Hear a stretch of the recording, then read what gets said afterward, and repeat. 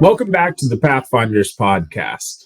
I'm your host, Pete Schramm, founder and CEO of Latitude, but we're not here to talk about Latitude today. We're here to talk about the Pathfinders methodology, career maps, and a personal board of advisors. The first piece on the career map is figuring out where you've been, where you're at, and where you want to go, the past, present, and future. And we break the career map down into 5 different dimensions. We'll talk about that with our guests today. We look at the jobs and roles that you held, the skills, achievements, and accomplishments, education and certifications along the way, and some of the fun stuff. And of course, once you have a plan like that, whether you're early career, mid-career, late career, who are you going to share it with? Who's going to help guide some of that planning along the way on your journey? That's your personal board of advisors, your multiple mentors helping you along the way. We'll talk about some of those board members as well. The favorite quote for our guests today is never limit yourself because of others' limited imagination. Never limit others because of your own limited imagination. Big on building people up. Steve Shackelford is our guest today. Over 40 years of experience working with business owners and CPAs focused on enhancing their retirement plan experience through providing education, guidance, and counseling. Throughout these couple of decades, he's held senior sales executive leadership positions. He's been national business development roles. He's done a fair amount of consulting as well. He's been in a bunch of different leadership positions, and he's also been vice president, qualified plans. His objective right now is to help his clients navigate this seemingly complex world of retirement plans, making them simple to understand and really just help people. You're going to feel a lot of that, this theme of helping people throughout the show today. He leverages his expertise of retirement plans to design these and helps with a lot of industry partnerships. We're talking about a couple of them prior to hopping on the show here today. Whenever you have a conversation with him, you're going to dive into some of the tax saving strategies at the organizational level, reduced fiduciary responsibility, but ultimately he's helping create financial wellness education programs through all the things that he does. So one of the pieces that I wanted to share beforehand is not only is he doing this for financial support, but also outside of being a lover of automobiles, since he was single-digit years old, he's big on investing, coaching, developing football players at the youth. So hailing from the Midwest, Stephen, welcome to the show today. Thank you so much for joining us. Pete, thank you so much for having me. This is truly an honor and a privilege, and just really appreciate the opportunity to be here with you today.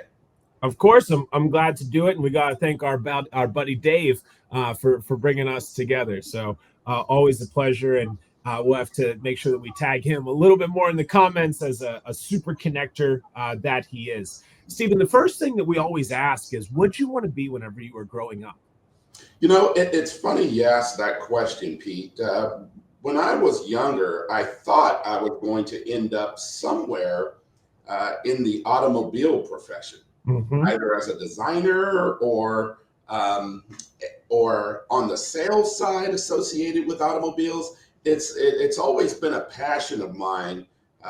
My grandfather, when I was growing up, he was the chief foreman at International Harvester in Louisville, Kentucky. Yeah. And every 2 years, and I recall this like it was yesterday, every 2 years he would come home with a new vehicle. But before coming home, he would say, "Hey, Stevie, let's take a ride." And I would actually get to go with him to pick out his new car. Whoa. So that's kind of how I formed a passion around the automobile industry. And it's been a passion of mine since I was, 8 years old. Okay, so 2 questions there. What was your first car, and what was your favorite car along the way as your grandfather was going through? Because what is that? 8 years to now, that's at least 10 different cars, we'll call it, right, that you were able to see. So first one and favorite one. My first car was a Fiat X19. Okay. It's a 2-door sports car with a removable roof. I bought it when I was 14 years old with my paper route money. Wasn't even old enough to drive in Southern California. Wow. Wow. Okay. That was the first one. What was the favorite one? The favorite was the International Harvester Travel Law. And the reason why that was my favorite, that was the second vehicle that my grandfather had purchased. And it was, for lack of a better term, the very first type suburban vehicle. So as a kid, we would hop from the third row to the second row to the front seat. And back then, there were really or a lack of seat belts and no child seats. So Yeah. and I have four brothers and sisters, so we were able to, just hop around in the vehicle. It was just so much fun, and I vividly remember that as part of my childhood. So I would say that growing up, that was my favorite. That was the favorite. So as I was going through the bio and getting things started here today, your couple of decades of professional experience, oddly enough, did not mention the automobile industry. So at some point along the way, did you have a change of heart? Did you have another conversation with somebody? Something changed, and you said, maybe I'm going to keep cars as a hobby, but I'm going to take my professional talents in another direction. Yeah, precisely. My father was an industrial engineer for Security Pacific Bank. And Mm-hmm. for those of you that may not be aware of what an IE is, it's an efficiency expert. So what he would do is analyze businesses, identify opportunities to enhance the businesses by way of efficiencies, and transition from there to save and reduce costs on behalf of businesses. And I felt that to be extremely beneficial. And not only that, it was very powerful looking at it from an operational standpoint. Yeah. So as I started to grow, I started to become more and more in tune with how he could help other businesses grow by way of identifying efficiencies. So my path kind of migrated into that because I was a real big tinkerer. I used to take things apart when I was little. I'd get brand new Christmas gifts, take them apart, see how they work, and then put them back together again. So I really gravitated towards that from a professional standpoint. And so when I attended Cal State Fullerton, that was something that I was focused on. But, I had an opportunity to really get to understand what Dad was actually doing. And I found that, Pete, it didn't fit my personality. So what I mean by that is, from an operational standpoint, it made a lot of sense. Mm-hmm. But from a relationship standpoint, Yep. there was a true disconnect, because there are times where IEs will go in, identify opportunities to enhance a business, and they may implement different types of features that do not require a individual. Yep. So people may end up losing their jobs as a result of my father's recommendations. Well, we call them imaginary engineers. yes. Right. And I didn't know about that degree whenever I was in college. I studied mechanical, but it was one of those things that's so interesting what's possible. And just like any roles, jobs, professions out there, there's different, levels on the spectrum, right? So are you able to improve processes and increase efficiency like you alluded to for your father? Yes, most definitely. Right. And that's the piece of going from current state to ideal state. And there's a future state in the middle. And I think one of the things that you transition to is, okay, let's help everybody outline this from their lifestyle, right? And let's look at that future state. Let's bring that into reality as we keep working towards that ideal state. I'll hand it back over to you, but talk as we keep going through some of this transition and figuring out, how do we bring that efficiency in another dimension of the life? Yeah, it's interesting you asked that question, because as I thought through where my skill set could benefit society, something really hit home with me. And that is the fact that my grandfather had worked so hard. He and I were extremely close. He had worked so hard, and ended up getting a pretty darn good pension when he ended up retiring from International Harvester. But he was only able to really benefit from that pension for about 3 years before passing away. Yeah. And that was life-changing for me. And that was at the time where I was still trying to figure out what I was going to do. I knew IE was not the route I was going to take. Yep. So that's the reason why I kind of migrated into more of a financial professional role of some sort. Really looking at how I can help people scale, grow, and ultimately benefit from all the hard years they put into their jobs so they could retire earlier and enjoy their lifestyle. So that was really powerful. And I think that the passing of my grandfather really put me in a position where I was, okay, how can I help people become more proficient over the years? So when I ended up transitioning on from Cal State, I ended up taking a position with Security Pacific Bank. And the buyout took place with Security Pacific, which prompted my father to start his own industrial engineering firm in Southern California. So from security, I ended up actually getting recruited by the Capital Group American Funds. So I was there for a few years. And when the Capital Group recruited me, I was there for 27 years of my career.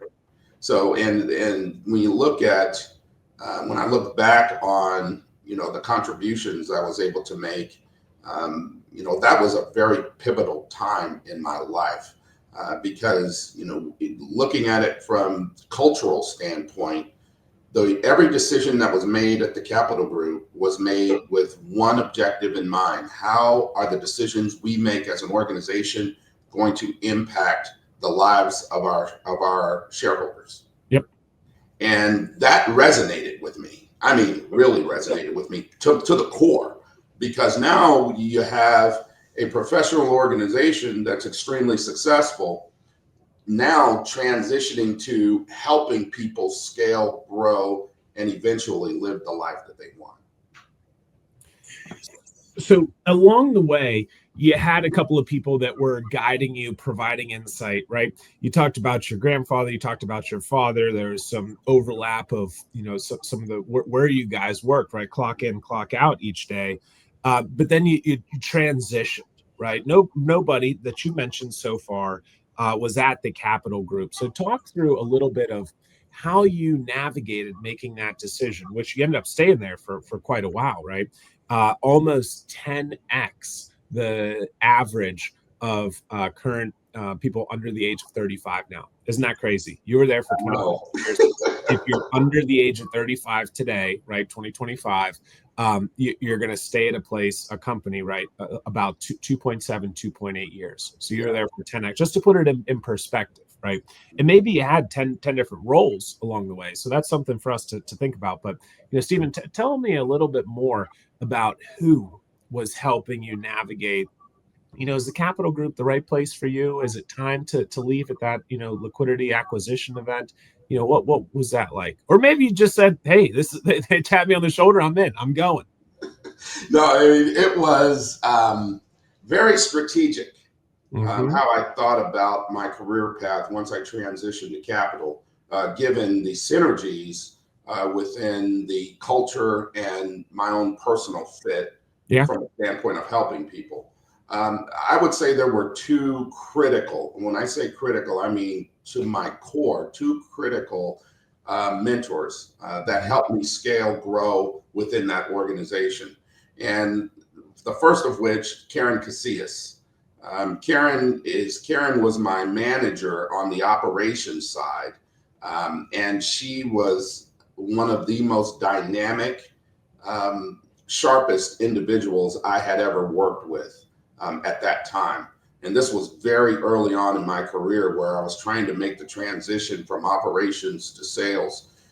Karen kind of took me under her wing, really helped me to understand operationally how things fit within the business space and identify an actual growth path within the organization, to which I just ran with it.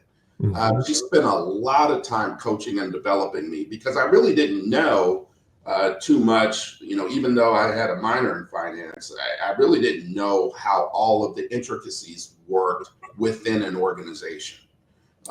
It was more or less, a lot of the concepts that were taught were conceptual, how to help an individual from a financial advisory standpoint, but that meant nothing on the mutual fund side, especially on the operational side.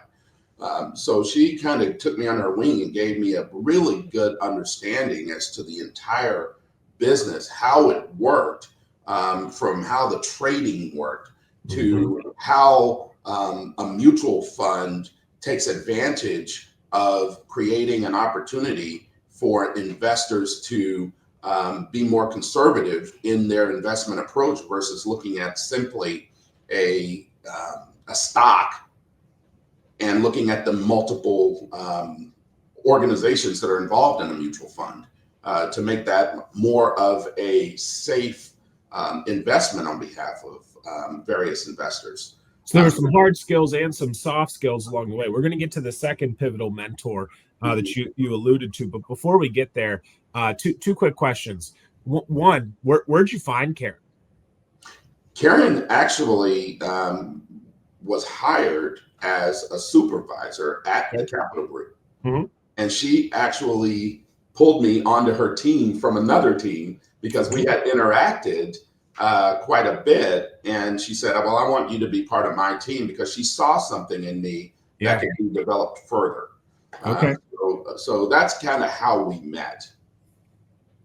And then whenever you talk about the aspect of her helping plan out some of your career path, did you initiate that and said, hey, boss, hey, Karen, how might I grow and flourish in this organization? Because, what we find is a lot of younger people don't really know what to ask. Right. And sometimes those magical mentors are going to say, hey, Stephen, I think you were probably going to ask me this question. I'm just going to toss it out there in case you forgot to ask me in one of these, sessions. But seems like it was really helpful. You're talking about it years later. How'd that planning of the career piece go? Was that her side or your side? It was actually through what we call monthly coaching sessions. She would ask me a series of questions to get at what was important to me by way of career path, because I knew early on that I was going to be a part of the Capital Group for a number of years. I didn't know I was going to be there for 27 years, but I knew that was the right place for me. I'm a very spiritual young man, and I knew that God was putting me in a position to take advantage of some opportunities long term through the Capital Group. So through those sessions, she would ask a series of questions. And then as she got to know me and got to understand kind of what made me tick, so to speak, we ended up coming up with a career path. And that career path was more predicated on the operational side. But with my personality, I knew ultimately my goal was to move over to the sales side of the organization. And that's where my second mentor came into play. Okay, bring it on. A gentleman by the name of Steve Malbassa, he was also involved in coaching youth in baseball and football. So he was the senior, what I would consider to be the executive retirement plan sales leader for the Capital Group at the time. And he actually had an opportunity to observe me in a couple of different meetings, focused on banking institutions. Legal counsel was there. And he said, well, I think we need to think about a different career path from operations to more sales. So at the time, I was one of the first to transition from a ops role into a sales role at the Capital Group as a result of Steve's mentorship. And I ended up getting licensed, my 63, 26 professional licenses. And on his team, I started off as being a retirement resource for the external sales force. And then as time moved on, roughly about a year and a half later, I ended up being what we call a mutual fund wholesaler. So having my own sales territory out on the West Coast, which was absolutely phenomenal. It was the perfect fit for me because now I get to engage, speak with financial advisors. I knew the operations side cold, thanks to Karen's help. Right. Now I could transition that to how we could help financial advisors help their clients utilizing the American Funds products and solutions. So rewind a little bit to that transition point. Okay. You're going from ops to sales, and Steve says, hey, I think you ought to do this. Did you at a certain point feel on the inside, man, I must stink if he's telling me to switch? Maybe I'm doing something wrong. Did that thought ever go through your mind, or because you had done that planning with Karen, you knew that this is what good looks like to make this step in the right direction, having done that work early, right? Done that planning, put that bit of a map together, because it could be a little scary and a little frightening if somebody just yanks you out of a meeting where you think you're doing a good job briefing folks, and he says, you're done over there swapping sides, other part of the org chart tomorrow. How'd that go, Stephen? Actually, it was extremely smooth because when I got to a point where I was really engaging with a number of external resources on the operations side, so I was starting to work with financial advisors.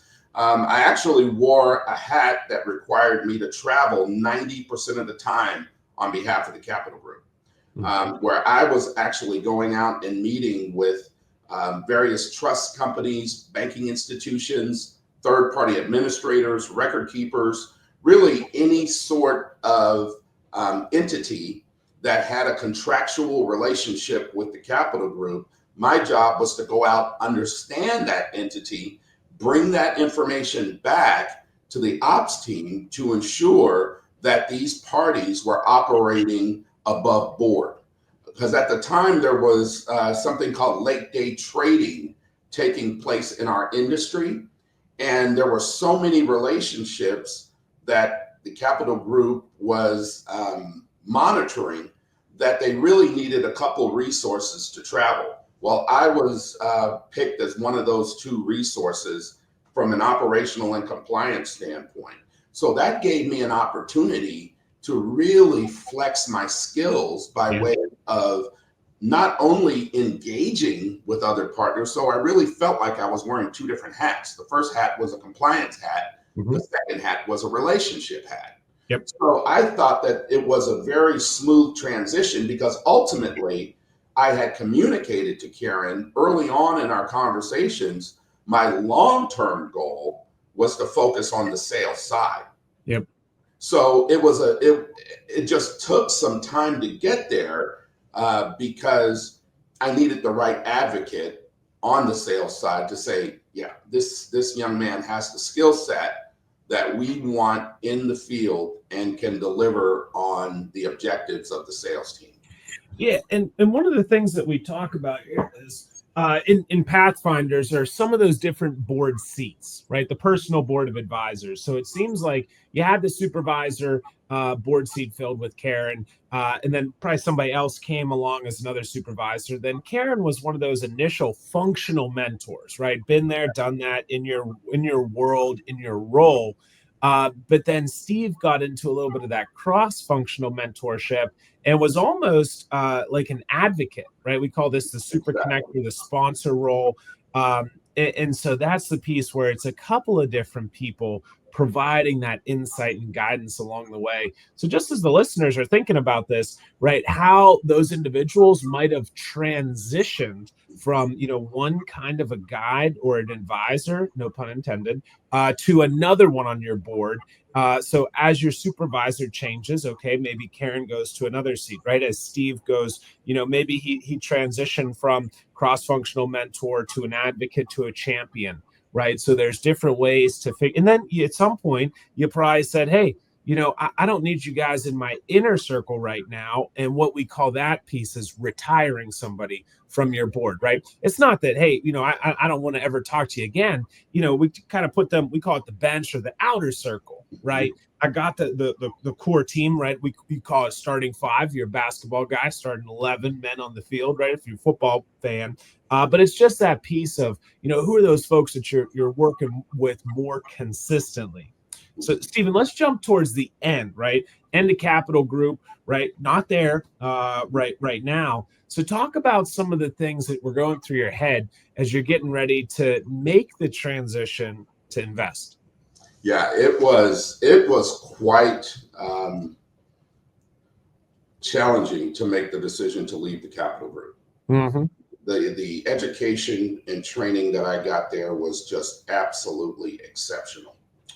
It was actually a gut-wrenching decision because it was my decision to leave.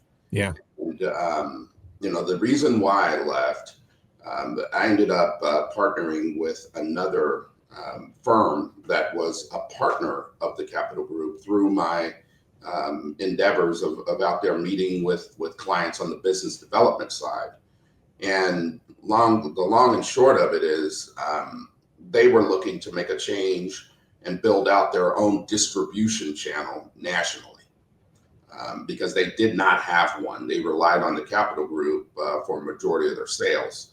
So I actually put together what I would describe as a blueprint for things I would think about if I were looking to build out a distribution team. Yep. And this was simply from a relationship standpoint. I had no intentions of ever leaving Capital Group. But what occurred was he ended up, a gentleman by the name at PAI, he ended up looking at the overall blueprint and said, you know what, why don't you just come over and run it for me? And I said, what? Okay, well, a lot of thought would have to go into that. I ended up, making the move and running his sales team nationally for, a couple of years. Yeah. And focused on the micro, the small space. And, it ended up being a really, really good move. So because what I knew, Pete, was Capital Group. Right. And what Michael Kiley introduced me to was life outside of the Capital Group and what that could look like.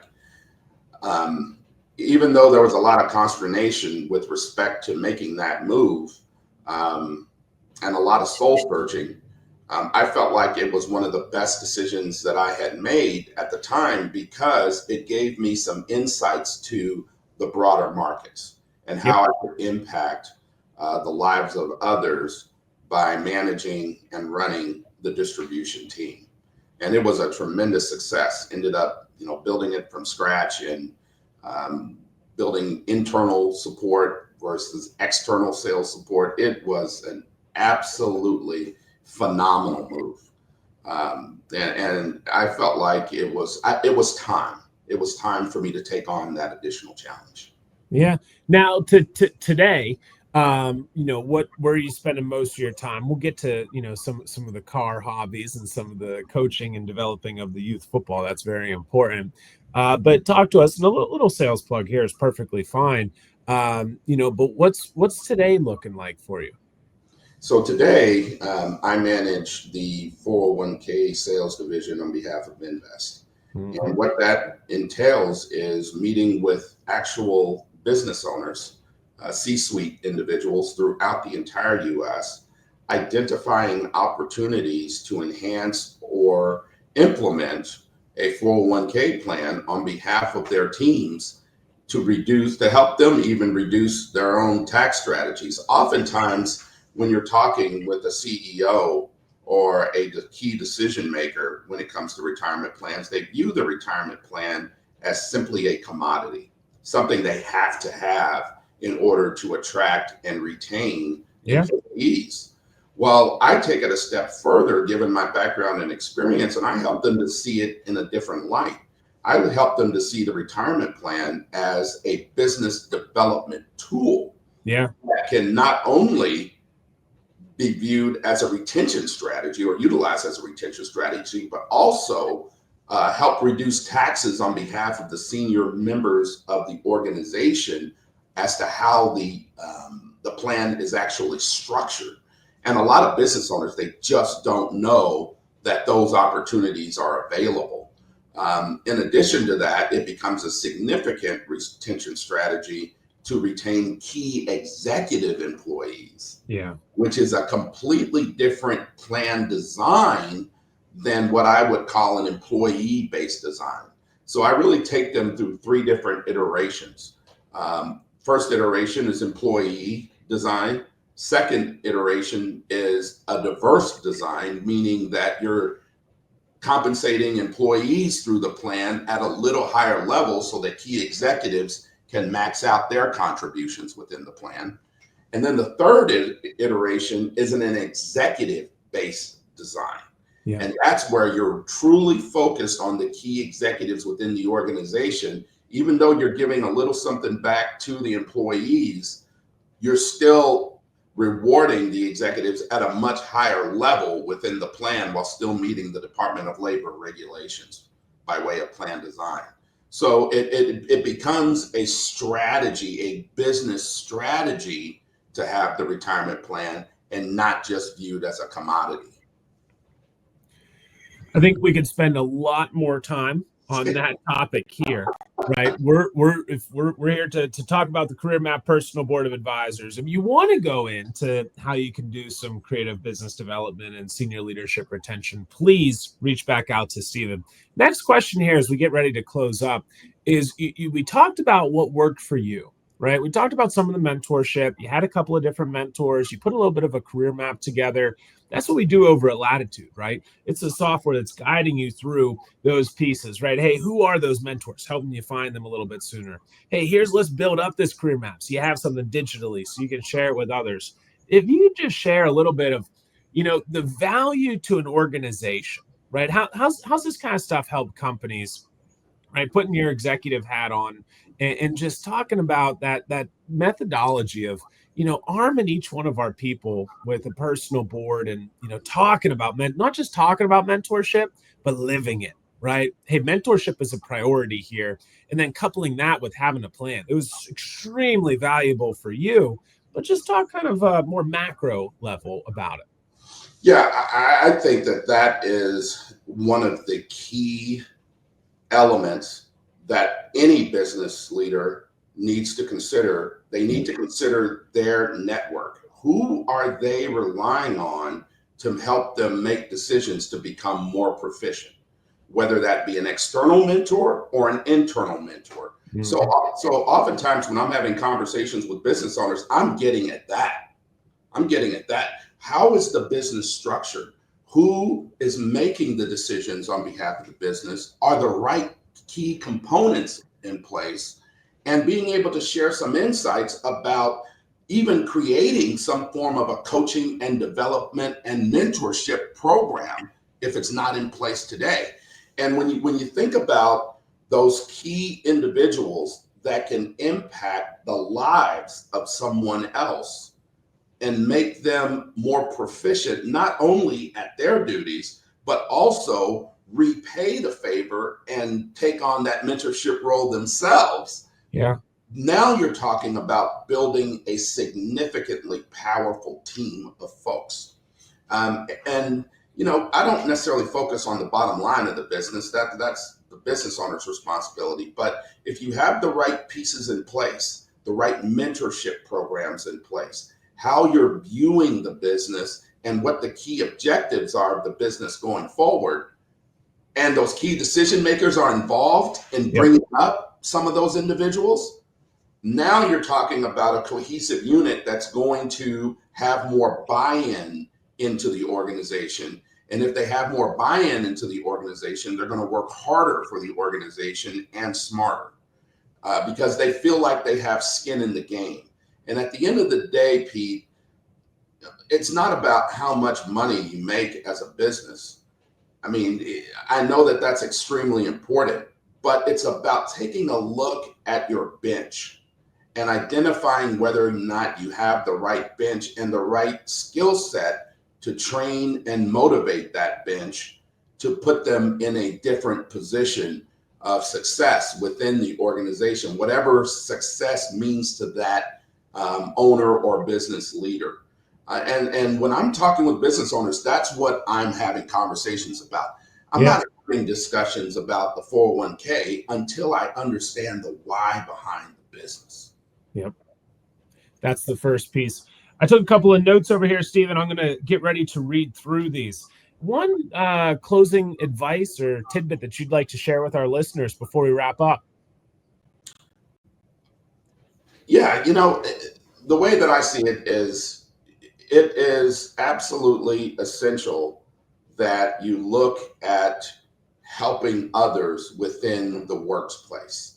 I have never built my career on looking at it from my perspective as to how I can get more out of something. I've always looked at it as how can I help the individuals within the company, and how can I add value that will help them grow? As a result of that, I've grown, not only as a leader, but as someone that's focused on bringing in sales for the organization as well. And that's just, to be honest, Pete, that's just a different mindset. It's a mindset of my own personal growth as well as the growth of others first. And everything else kind of takes care of itself. And I learned that from my father. Be a steward of the community, and the community will help you grow. And whether that growth is financial or whether that growth is spiritual, you're still growing as an individual. I love it. I think you talked a lot about those efficiencies and growth, and that's a common theme throughout all of this. So, Stephen, thanks for joining us today. The financial freedom fanatic, right? Initially, talking to us about the efficiencies at the workplace and how that can translate to efficiencies on our financial plan, growing as individuals, professionally, but also financially. It all came together. Coming to us from Indianapolis, a Pacers fan and Colts fan, and from an introduction from our good friend Dave Pygon, super connector. Stephen was inspired by his grandfather at International Harvester. Young Stevie formed his passion for cars and automobiles from Fiat to his favorites that he shared. His father was an efficiency engineer, industrial engineer, as you heard us talk about, from a bank, right? Stephen then went to Cal State Fullerton, initially from Irvine, California, but he found out that IE was not for him. He imagined greater things and other pastures. The passing of the patriarch and his family recalibrated your aspirations to help people become more proficient financially. From the security group to capital group for 27 years. Karen's critical mentorship early on helped you with the transitioning from operations to sales. Because you had that career map laid out, it made sense. It was something that was there, and others knew not only that you were good at your job, but where you wanted to go, the hard skills and the soft skills. The great mentor asked him a series of questions on a monthly cadence with regard to what you wanted to do. And then Steve in sales was a super mentor number two of many. He was the best of the best. So the reminder to make sure that we're picking those mentors, guides, and advisors to be great at their craft. He also saw you excelling in your role. You were crushing it and said, I want this guy to go even further, even longer. Hone skills on compliance, and now you begin flourishing on the relationship front. We fast forwarded to transitioning out of the capital group, a big piece, but Michael helped open your eyes to gain insights to the broader market. And today, leading the 401k division of Invest, helping companies and execs reduce the tax impact. From an employee benefit tool to a business development opportunity. Really cool insight that I didn't think of until today. And then looking at it from a senior executive leadership retention strategy. You shared that mentorship is the X factor for business success, empowering and motivating our successful organizations.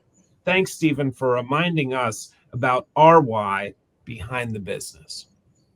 It is my sincere pleasure. And once again, a couple of, shout outs to some folks that have been very instrumental with regards to books that I've read. Dave Pygon, Win the 16, when he and I ended up connecting, holy cow. I mean, what a stud this guy is. He's an absolute stud. Yes. And I absolutely love spending time with him. But his book was extremely pivotal in how I looked at my day, winning the 16 hours of the day. How do you get up? How do you approach the day? How is the day managed?